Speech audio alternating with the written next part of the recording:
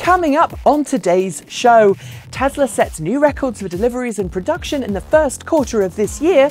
Lucid completes an 800-mile round trip in a Lucid Air between Silicon Valley and Los Angeles with just 2 charging stops, and the diesel conversion to a salvaged Tesla Model S that's not all it appears to be.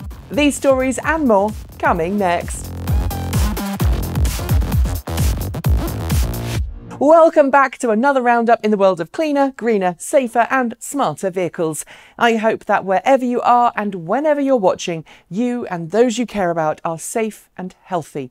And if you're one of the many people on the front line fighting this terrible virus, I want to thank you for your selfless dedication. We all owe you a great deal. Thanks to the Electric Auto Association for their sponsorship of today's show. Find out how you can accelerate the electrification of transportation today by going to electricauto.org. The first quarter of this year from hell ended this week. Yeah, we're now more than a quarter of the way through 2020. And in keeping with its usual practice, Tesla has published preliminary production and delivery figures for the same. Despite everything that's going on, Tesla managed to produce an impressive 102,672 cars during the quarter, with Tesla Model 3 and Model Y taking the lion's share with 87,282 vehicles between them. Of the total vehicles made, 88,400 Teslas were delivered to customers in total, with 12,200 Model S and X and 76,200 Model 3 and Model Y. I would expect second quarter figures to be lower for obvious reasons, but kudos to Tesla for such a strong start to the year. Like many automakers at the moment, Rivian has been forced to change some of its immediate plans, including pushing back its production plans for the R1T and R1S electric pickup and electric SUV. But prior to local shelter-in-place orders, the startup shot a new behind-the-scenes video at its production facility in Normal, Illinois, where both of its vehicles will be made. While the video is bittersweet in its own way, Rivian isn't sure how much its production schedule will be impacted, but it says it's working on minimising the disruption.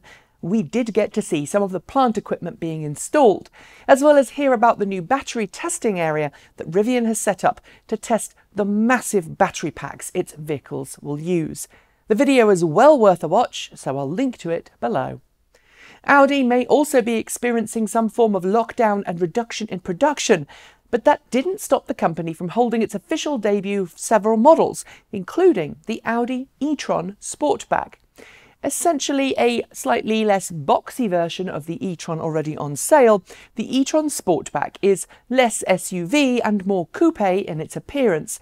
Officially, Audi is claiming 277 miles on the WLTP test cycle for the higher spec variant e-tron Sportback 55. You should expect less on the EPA test cycle, with a 0 to 62 miles per hour time of 5.7 seconds. A shorter range version called the Audi e-tron 50 Sportback will also be available in Europe at launch later this spring. But like its SUV sibling, don't expect the shorter range version in North America. Lucid is yet another automaker feeling the pinch of stay-at-home orders, confirming that it's pushing back its planned reveal event until August this year for the Lucid Air, with production similarly delayed. This week, however, it also published a video showing developmental progress of the Air sedan, and it's very impressive. The video shows a pre-production Lucid Air prototype being driven from the company's headquarters in the San Francisco Bay Area all the way to Los Angeles down the 101 before returning to the Bay along the I-5. That's a round trip of more than 800 miles.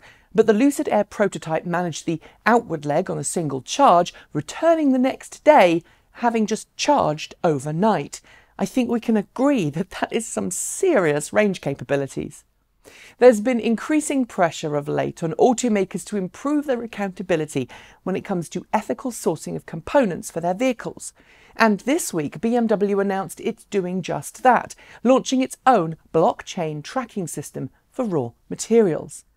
Blockchain technology, which most people think of being part of cryptocurrency, can offer a whole lot more than just process Bitcoin transactions, and in this case, BMW says it's helping the company ensure that the materials it uses in its vehicles are ethically sourced.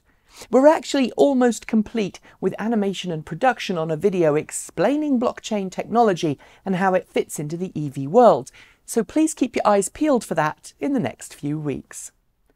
Honda and General Motors have previously worked on joint projects focused on hydrogen fuel cell vehicles, but this week the two firms confirmed that they will be working on two all-new electric vehicles specifically for Honda. The vehicles will launch for the 2024 model year and will be sold in North America as Hondas, using the same chassis and battery systems as all of General Motors' new promised electric vehicles, namely the Ultium battery system unveiled last month. Honda is of course already developing its own electric vehicle platforms for Europe and Asia, but using GM's system for its North American cars makes a lot of sense, especially as it recently ended production of the Clarity EV last month. BMW has revealed the details of the hydrogen fuel cell drivetrain it's developed in collaboration with Toyota. It's the same system that will underpin the next generation Toyota Mirai fuel cell sedan, which will launch later this year, as well as the system underpinning the BMW iHydrogen Next concept that the company unveiled last year. With a more powerful fuel cell stack that's made using a mainly automated process, the first time this has happened, the next generation powertrain is said to be more efficient and a lot less costly than today's Toyota Mirai fuel cell sedan system, and will power a limited production X5-based hydrogen fuel cell SUV in North America in the near future. Despite this, however, BMW does seem unsure of FCV technology, saying that volume production won't happen until very much later this decade. With deliveries of high-end dual-motor performance Model Ys now very much underway, Tesla is reportedly reaching out to reservation holders for the lower-spec rear-wheel drive Model Y to see if they're ready to finalise their order and start the process of delivery planning. While it's not 100% clear what timelines are, it seems that a drop in demand caused by you-know-what, or rather a drop in the number of reservation holders who are able and ready to take ownership of their high-end Model Ys right now, is causing Tesla to push forward its lower-spec Model Y production plans. And thus, especially if you're in North America and you have a reservation for a rear-wheel drive Model Y, you may get it sooner than you first thought. Although Audi has only one electric vehicle on sale right now, with the second one coming later this spring in Europe, it's already got plenty of different vehicle platforms ready for all of those upcoming models it's been promising us for some time.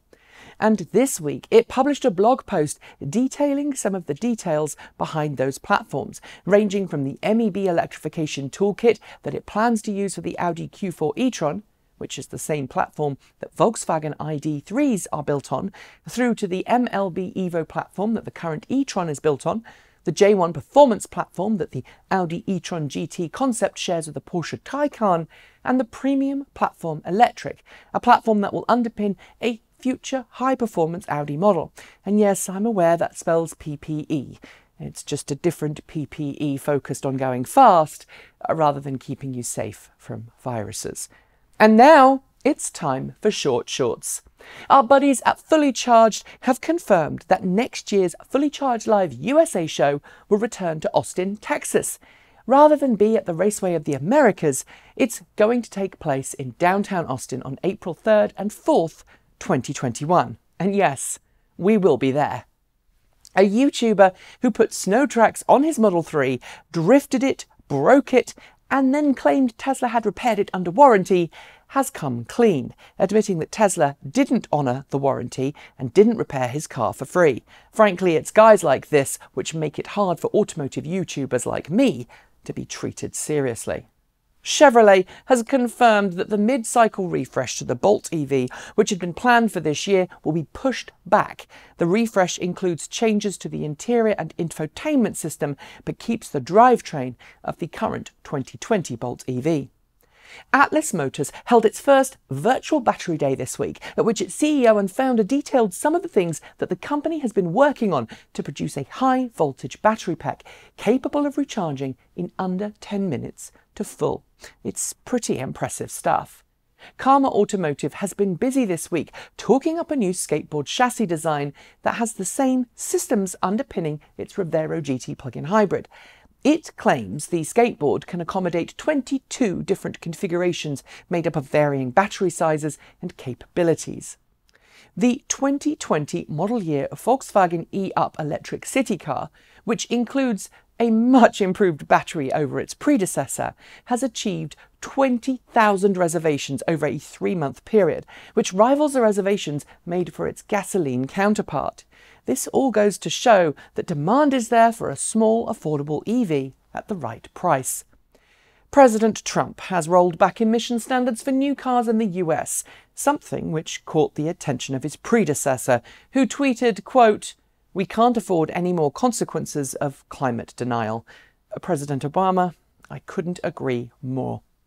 Toyota and BYD have announced a joint partnership which will see the two found a new company called BYD Toyota EV Technology. It will be used to conduct battery electric vehicle research and development and, as you might expect, will be based in China. Lordstown Motors released a video this week in which it demonstrated the in-wheel motors that it's been developing for its upcoming Lordstown Endurance pickup truck. The video is one that shows a rear axle of the prototype going over some rough terrain, and there's little detail shared. While some automakers are still very much pushing back electric car launches, Ford shared this week how its engineering teams are telecommuting with the help of prototype Ford Mustang Mach-E's to make sure that that car hits its planned market launch date. We covered this midweek, so check out the video that I've linked to below. Jeep hasn't really talked a whole lot about its planned plug-in models, but this week, in an interview with the Autocar magazine, the brand's boss in Europe said that the plug-in Jeep variants the brand is working on will be the fastest Jeeps yet. All we want to know is when we're going to get a chance to drive it. With the economic crisis already well upon us, Ford is now in talks with the US government to try and encourage it to set up a Cash for Clunkers program to get people buying new, more efficient cars. Sadly, though, there's no apparent verbiage that would favour EVs over internal combustion engines. With China picking itself up from the pandemic, it's considering easing electric vehicle mandates in order to get the economy working again. This, however, isn't good news for electric vehicles, as it would allow car companies to produce more polluting cars in the short term. In more positive news, however, a new EV industry lobbying group was founded this week in Europe. Called Charge Up Europe, the alliance is meant to represent the electric vehicle charging infrastructure industry, and its members already include Allegro, EVBox, Everon and ChargePoint. Sales data from the first quarter of this year shows that BMW sales figures have dropped a lot in North America, as have other automakers. But one of the cars to suffer the most is the BMW i3, which sold just 64 cars in 3 months. That's a 94% reduction over the same period last year. Meanwhile, in Europe, however, although the general new car sales also fell off a cliff during the first quarter, sales of EVs have skyrocketed, with EVs accounting for 13% of all new cars across the region. That's up from 6.6% last year. The big helper for all of this? The Tesla Model 3, of course. Porsche has also just released its Q1 delivery figures, and in North America, it shows that the Porsche Taycan now accounts for nearly 2% of all new Porsches sold. Granted, that translates to just 221 cars, but it is progress, especially for Porsche customers. For the past 30 years or more, the Hindustan Ambassador has been something of a fixture in busy Indian cities, used for decades as a taxi cab. They're no longer used for that purpose, but one Indian firm has converted one to electric with lead-acid batteries. To show how powerful it is, it's been shown towing a fully laden truck with it. I give you the He-Man Ambassador. And those are your short shorts. There will be more next week. In addition to showcasing its A3 Sportback and e-tron Sportback earlier this week, Audi also showcased 2 new prototypes being tested on track, the Audi e-tron S and Audi e-tron S Sportback. Essentially higher-end all-out performance variants of the e-tron and e-tron Sportback respectively, these high-end cars share a brand new triple-motor drivetrain system that can put out 370 kilowatts at the wheels. That's significantly more than the standard 300 kilowatts peak output of the e-tron and e-tron Sportback. With a 4.5-second sprint time, they're also a lot faster than the standard variants and will likely enter production in the next year or two. It's not clear what the range will be, but it could go either way because, as Tesla has shown, more powerful motors doesn't necessarily mean a reduced range. And finally, it was April 1st this week, and while many people refrained from the usual pranks, we have to take our hats off to the team at Inside EVs, who came up with a howler of a story. The premise? Tesla's unwillingness to let people rebuild salvage cars, leading someone to convert a Tesla Model S to a diesel-powered vehicle, powered by the very same engine found at the heart of the Dieselgate scandal. The story itself was pure gold, and it got several people worked up. But we have to say we sniffed that one out pretty quickly. And yes, in case you were wondering, the retro-themed review we put up with our very own Kate Walton-Elliott was our fun April 1st video. We felt it was more appropriate to have a retro-themed way-back episode that was actually filmed recently than an out-and-out prank. And on that note, it's the end of this week's show. But before I go, I just want to thank the Electric Auto Association for their sponsorship. They have been advocating for electric vehicles since 1967, and they firmly believe that our future depends on us making the switch to clean, green electric cars today. You can find out how to join, you can become an educator for yourself, find local monthly meetups to attend, or find an EV owner to talk about making the switch yourself by going to electricauto.org. If you'd like to help us make more videos like this one, please do like, comment and subscribe. You can send us a couple of dollars our way every month through Patreon, and of course you can always buy us a coffee with Ko-fi. I'm going to try for a yet another hangout on Sunday over on the second channel. You're really all enjoying it. That's Transport Evolved Take 2, by the way, and you'll find a link to it in the show notes below. As usual, we're aiming for somewhere between a 10 AM and 11 AM Pacific start. On this channel, I'll be back very soon with another show, but until then, thanks for joining me. Stay healthy, wash your hands, and as always, keep evolving.